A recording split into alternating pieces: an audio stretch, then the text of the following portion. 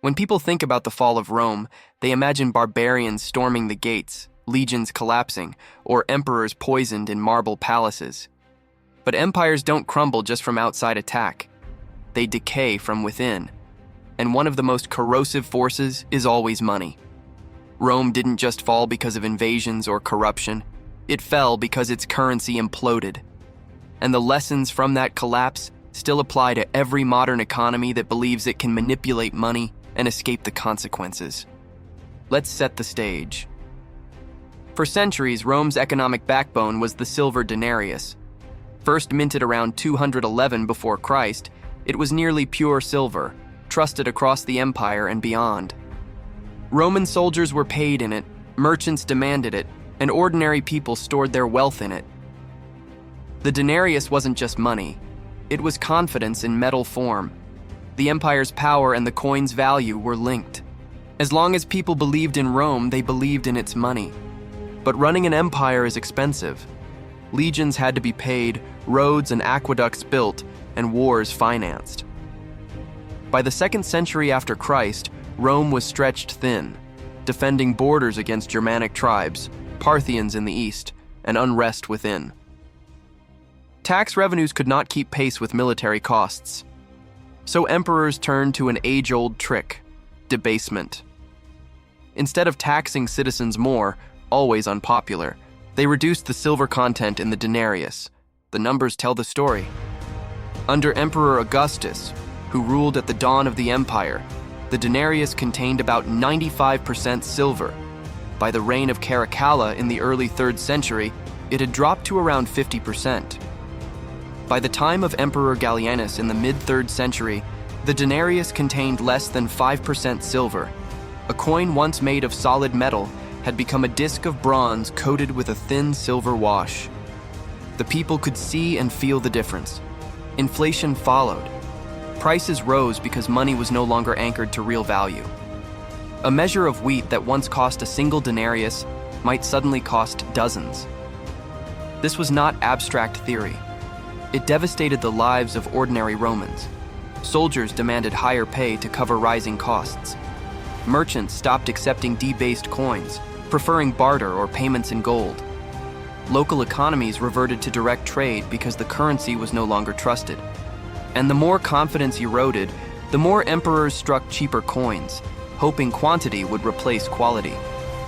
It was a vicious cycle, the same cycle that has repeated in countless inflations since. The crisis peaked during the so-called crisis of the 3rd century. Between 235 and 284 after Christ, Rome suffered nearly 50 years of turmoil: invasions, plagues, civil wars, and economic collapse.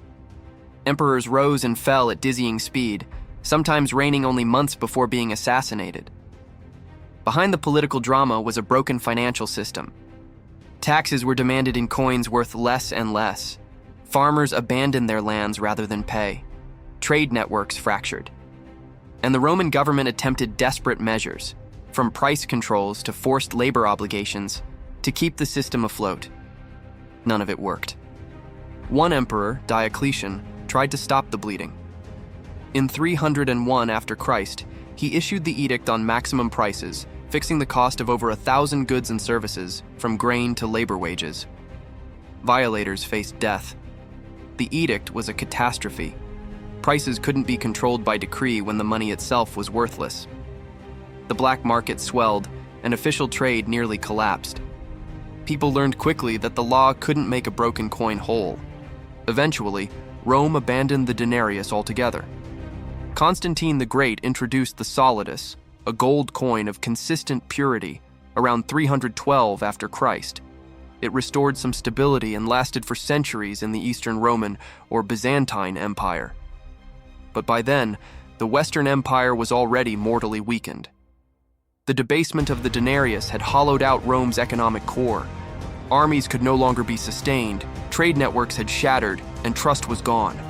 The fall of Rome was not a single event, but a long unraveling, and currency collapse was one of its sharpest threads. What does this mean for us today? It means that the destruction of money is always the destruction of empires. Rome believed it could deceive its people by issuing coins that looked the same, but contained less genuine value. Modern governments think they can do the same by printing paper, manipulating interest rates, or inflating away debts. But the outcome is always the same. The people pay the price, wealth is destroyed, and trust disintegrates. Rome learned this lesson the hard way, and if we ignore it, so will we. History didn't stop teaching after Rome.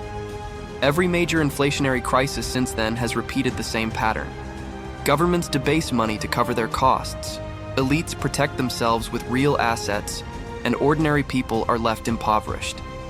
The Roman currency crisis is simply the earliest full-scale example, a blueprint for collapse. Fast forward to the 20th century, and the echoes are unmistakable. After World War I, Germany faced crushing reparations under the Treaty of Versailles. The government printed marks to cover its obligations, thinking it could paper over debt just as Rome had once struck more coins. By 1923, hyperinflation was raging. A loaf of bread that cost 1 mark before the war cost over 200 billion marks by the fall of that year. People carted wages home in wheelbarrows. Pensioners starved as their life savings evaporated. And just like in Rome, those who had debts found them wiped out by inflation, while those with real assets, land, factories, foreign currency, emerged stronger. Money became meaningless, and the economic despair fueled political extremism that set the stage for Hitler's rise. Zimbabwe followed the same path in the early 2000s. Facing land seizures, falling production, and rising debts, the government turned to the printing press. By 2008, inflation had reached a mind-bending level, an annual rate of 89.7 sextillion%. Prices doubled every day. Shops couldn't change tags fast enough. Eventually, Zimbabwe abandoned its currency entirely, forcing citizens to trade in US dollars or South African rand. Once again, a government thought it could cheat reality. Once again, the people paid the cost. But you don't have to look only at the extremes. Even in modern developed economies, the Roman pattern lives on. Consider the United States. In 1971, President Richard Nixon took the dollar off the gold standard, severing the last link between currency and a tangible anchor. From that moment, the dollar became what economists call a fiat currency, backed not by gold, but by trust in government. And just as in Rome, the temptation to spend beyond means grew irresistible.